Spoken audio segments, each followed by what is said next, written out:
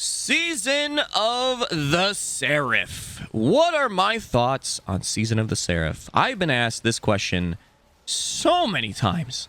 So many times. And I waited to give my thoughts because there was still a lot to experience, at least big things that were not released at the time. But now I think that I'm safe to share my thoughts on this. Like, let you know what do I think about this season so far. Like, if it's worth to grind. I know that there could be more surprises, more secrets down the road, but most of the time, these seasons, once the big stuff that is pretty much obvious of coming out releases, that's it. Other than, like, some story surprises, maybe, and maybe an end event or season thing that happens. But other than that, it's pretty much, that's it. That's what we got. We got the weapons, we got the things, we got the activities. So, yeah. This is what I'm going to be doing. Sharing my thoughts on this season. And I know that not everybody will agree with what I have to say, and that's perfectly fine. It's normal to disagree on the internet. I know, it's crazy. But if you have any of your own thoughts, leave in the comments down below. But, yeah. What do I think? Well, for starters, the theme of the season is interesting. Granted, when I saw the two things that I was very worried about, because they were from two seasons that the community just did not like, including myself. I was kind of like, eh. There was Wrathborn stuff and Season of the Worthy stuff. The Warmind bunkers and stuff. And instantly I was brought to horrible flashbacks of the grind of like the sniffing of the ground of the green booger stuff and killing a boss in like 2 seconds. And then doing the bunkers for the Warmind and just it being quite underwhelming. Other than Bob. Oh, man, I miss Bob. I was really disappointed that also Bob did not make a return. That giant robot that protected the Seraph Towers. Oh, Bob. We'll miss you. I was really hoping that Bob would show up for the dungeon or the secret mission, but no. Bob has not been found. We should probably put posters everywhere that says, have you seen this lad? This epic lad, Bob? Oh, Bob. We miss you. Come back. But other than that, I was pleasantly surprised that my worries of where this was going to go didn't really happen. The activity is quite fun, actually. There's a level of difficulty. And I've been seeing some of you being like against the power level, like where you're like 5 power levels low on like the normal activity, which I'm doing right now, by the way. I'm playing and also talking about my thoughts this season, and I like this mode. I think that this, like having that, like small power level disadvantage is good. Like and like just the amount of enemies that you deal with as well is great. Now do heroic strikes, please. But yes, I do like the mode. The weapons are, well, they're interesting. I think that the most interesting one is the glaive that like looks like the sword from Final Fantasy that Cloud I died that carries around. It's insane. I haven't really messed with any of the other weapons. Oh, somebody else just did the same thing I just did. But yeah, I really like the glaive, but I have to mess with all the other weapons as well. I haven't really messed with a lot of the dungeon weapons as well, but I know the dungeon is not really tied to the season, but I'll talk about that a little bit as well in this video. But the story, the theme is interesting. Getting Rasputin back and putting Rasputin inside of a exo, which I am all for if it goes down that route. Like if we have something interesting where Rasputin is Among Us. Granted, though, a lot of things that Rasputin has done in the past is quite concerning. Like, I mean, evil things, if you know the D1 lore of Rasputin. Like, yeah, it's bad. The things that Rasputin has done.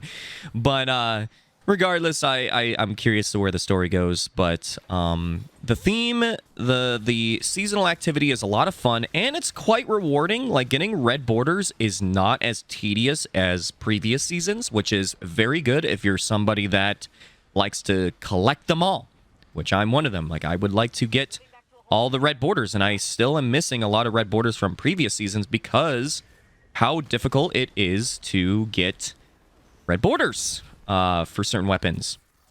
But yeah, this season, very different. Granted, though, I hear the Deep Stone Crypt deep sight weapons, which we've tested out when it wasn't on a farmable, like repeatable, grind.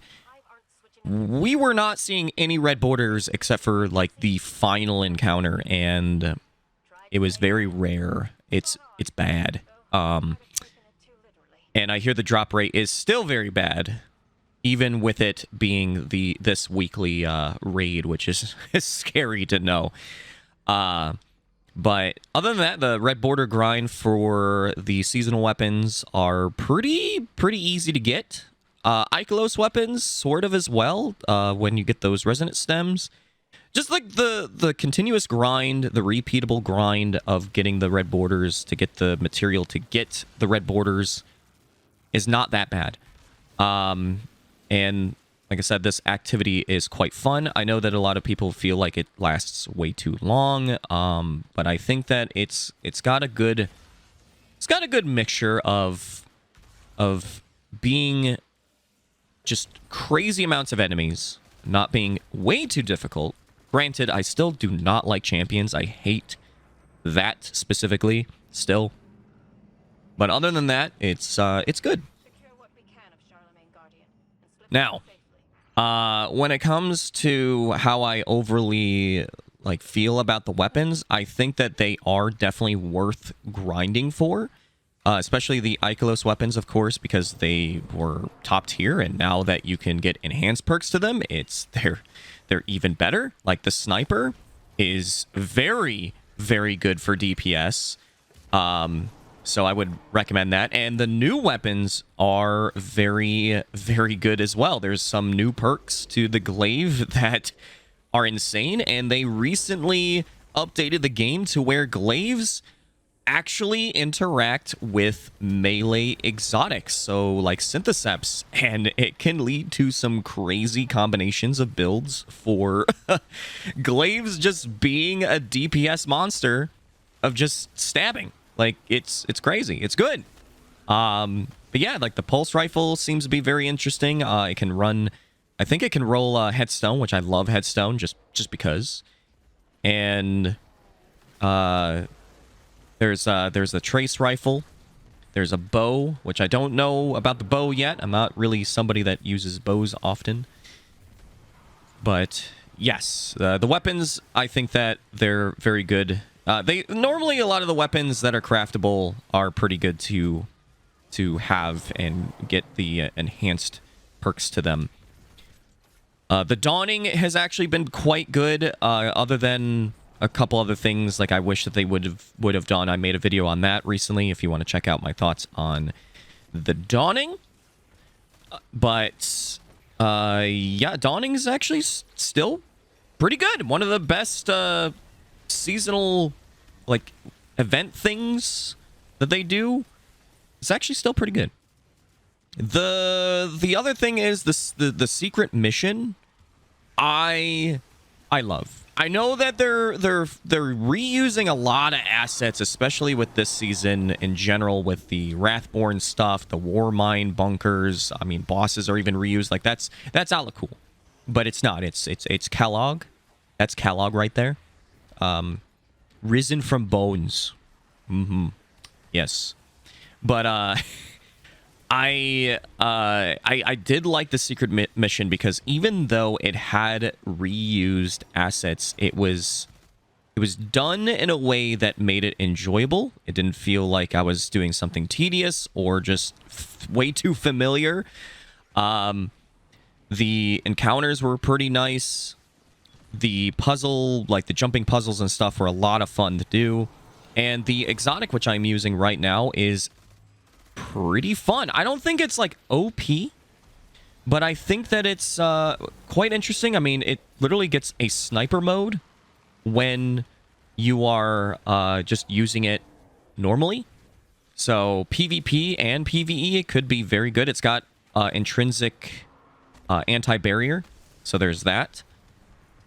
Like, it's actually pretty good. Yeah, I like it. So, and there's actually like crafting to it where you can mess with it, change the enhanced perks to different things depending on your play style.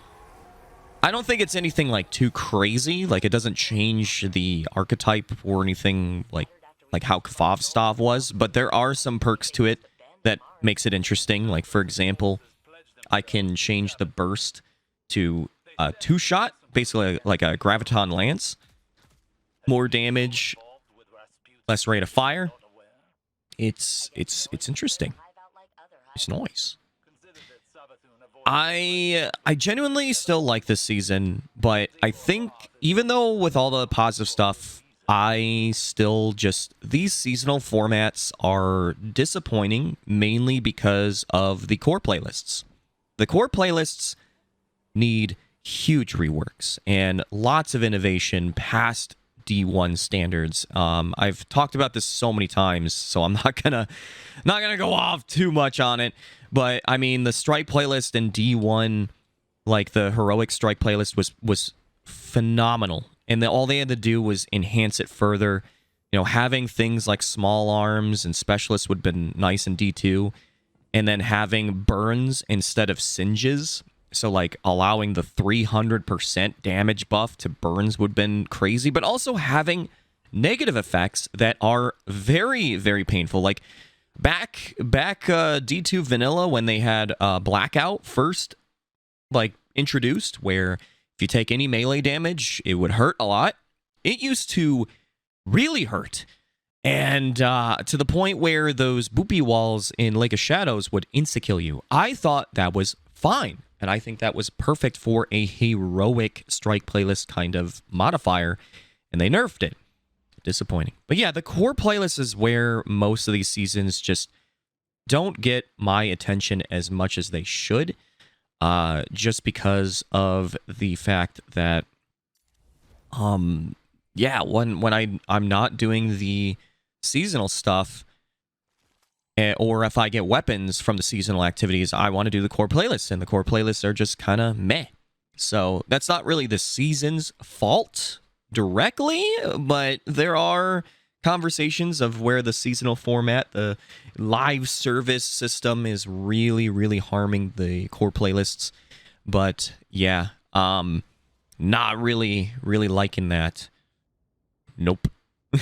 Not liking the core playlists the way that they are. The dungeon, I know it's separated from the season, but I do enjoy the dungeon. Just for anyone that wants to know, I am disappointed that they had a bit of reused assets there, specifically on the enemies and the goldfishes back from Garden of Salvation. The only really new thing is the final boss, if you want to say it's really new. But I kind of look past it because of the mechanics of the dungeon encounters are very fun. I don't think that they're insanely difficult, but I don't think that they're a cakewalk. The weapons, though, are, well, that's where that dungeon gets really interesting. Plus, you can be a cow. You could be a cowboy. You got the freaking hats. They even have the Australian hat for Warlock. It's actually freaking amazing. Now do clowns. I want the next dungeon to be a clown theme. Yeah, I'm talking clown nose, clown hair. Yeah, clowns. Do it. But the aesthetic, the theme of the dungeon is really cool. The mechanics, the cosmetics, the armor is really, really good. The weapons are insane. Like, look at this grenade launcher. And notice anything different about it? It's shooting 2 projectiles at once. Yeah. It's crazy. And there's a sidearm that I'm really trying to still get with Desperado. Yeah, a sidearm with Desperado. Yeah, I like it. Dungeon good. But again, yeah, it's separated from the season, so I get it. You know, oh, can't really talk about it when you're talking about Season of the Seraph, but I just wanted to at least let you know if I think that it's worth it. Yes, I do. I honestly think that this is one of my favorite dungeons on many levels. The loot, just mechanics, just everything. It's good. I like it. But yeah, overall, the main issue that I have with these seasons is just the seasons themselves. It's just very spread out content, or it's just stuff that you can get fatigued on way too quickly. But I think that is because of the foundation of Destiny, with the core playlist is the main blame. There's other areas that I could definitely head in to why this would be the issue, but I still enjoy Destiny. I'm not going to be just like, oh man, you know, I can't make content, so garbage. I still love it, but I love doing D1 strikes because of the crazy builds that I can make that would be OP on my end, but also enemies would also wreck me as well. I mean, Arc Burn and Omnigul. Oh, 2 seconds of getting hit by Omnigul and you were dead. I liked it. Then you had the skeleton keys, the exclusive loot. You had random encounters with the strikes, as in you never know what the enemies would be, or the mechanics that you would have to go through, or even the boss. The boss might be completely different from what you would expect. Like Archon Priest could be taken. That was cool. They didn't really do anything with that in D2. And it would have been very cool. And we lost a lot of content in the DCV, especially strikes. Like, we lost a lot of good ones. And yeah, it's disappointing. But I think that before the next big expansion, I think this season is give it a try. I would say, see how you feel about it. I think that the weapons are worthwhile to grind for, at least. The activity can be kind of fun, but I do see it being something that, as usual with the seasons, where it's like, all right, I'm done after like maybe a month or 2. So overall, I like it, but it's still a season format, and I know that maybe I'll lose interest in certain things after a month and a half. But we'll see.